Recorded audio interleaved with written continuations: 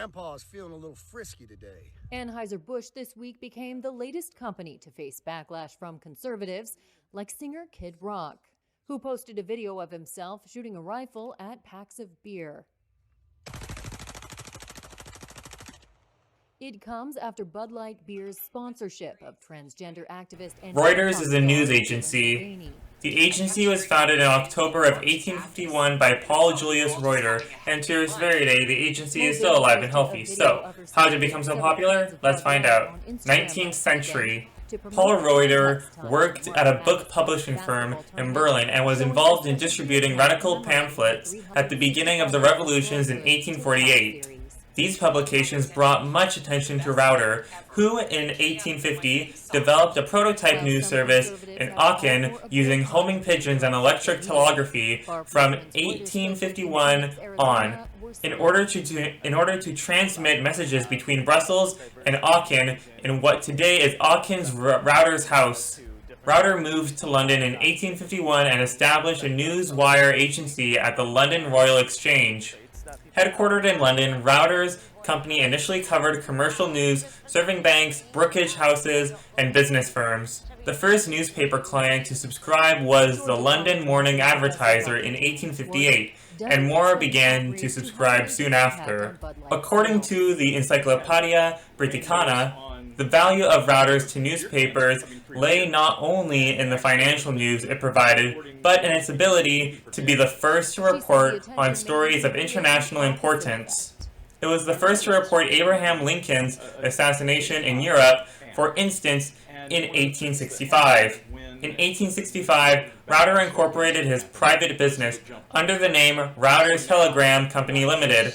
Reuter was appointed managing director of the company. In 1870, the press agencies French Havas, which was founded in 1835, British Reuters, which was founded in 1851, and German Wolf, which was founded in 1849, signed an agreement known as the Ring Combination that set reserved territories for the three agencies. Each agency made its own separate contracts with national agencies or other subscribers within its territory.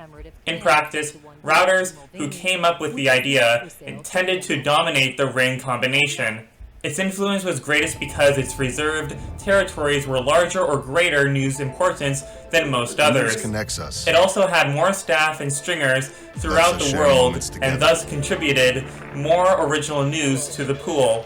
British control of cable lines made London itself an unrivaled center for world news, further enhanced by Britain's wide-ranging commercial, financial, and imperial activities. In 1872, Reuters expanded into the Far East, followed by South America in 1874. Both expansions were made possible by advances in overland telegraphs and undersea cables. In 1878, Reuter retired as managing director and was succeeded by his eldest son, Herbert D. Reuter. In 1883, Reuters began transmitting messages electrically to London newspapers.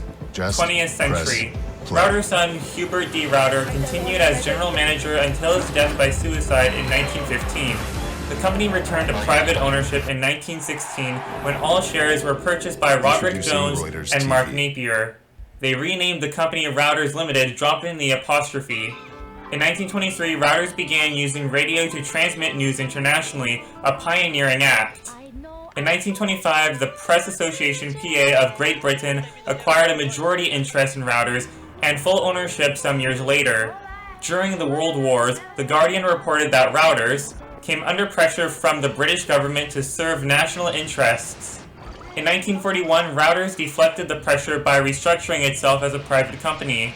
In 1941, the PA sold half of Reuters to the Newspaper Preparatories Association, and co-ownership was expanded in 1947 to associations that represented daily newspapers in New Zealand and Australia. The new owners formed the Reuters Trust. The Reuters Trust principles were put in place to maintain the company's independence. At that point, Reuters had become one of the world's major news agencies, supplying both text and images to newspapers, other news agencies, and radio television broadcasters. Also at that point, it directly or through national news agencies provided service to most countries, reaching virtually all the world's leading newspapers and many thousands of smaller ones, according to Britannica. In 1961, Reuter scooped the news of erection of the Berlin Wall. Reuters was one of the first news agencies to transmit financial data over oceans via computers in the 1960s. In 1973, Reuters began making computer terminal displays of foreign exchange rates available to clients. In 1981, Reuters began supporting electronic transactions on its computer network and afterwards developed a number of electronic brokerage and trading services. Reuters was floated as a public company in 1984 when Reuters Trust was listed on the stock exchanges such as the London Stock Exchange, LSE, and NASDAQ.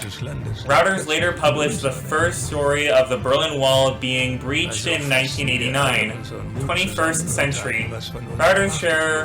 Reuters share price grew during the dot-com boom, then fell after the banking troubles in 2001. In 2002, Britannica wrote that most news throughout the world came from three major agencies, the Associated Press, Reuters, and Agence France-Presse.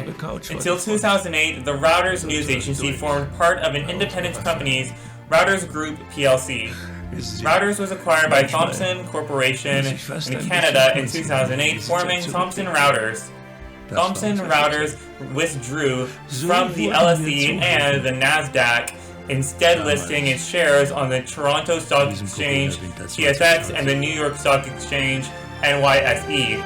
The last surviving member of Reuters family founders, Margaret Barnes de Reuter, died at age 96 on January 25, 2009. The parent company, Thomson Reuters, is headquartered in Toronto and provides financial information to clients while also maintaining its traditional news agency business. In 2012, Thomson Reuters appointed Jim Smith as CEO. In July 2016, Thomson Reuters agreed to sell its intellectual property and science operation for $3.55 billion to private equity firms. In October 2016, Thomson Reuters announced expansions and relocations to Toronto.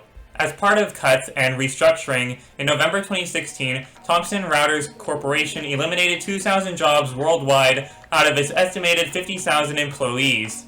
On March 15, 2020, Steve Hasker was appointed president and CEO. In April of 2021, Reuters announced that its website would go behind a paywall following rivals who had done the same. And there's the history of Reuters. How did it become so popular?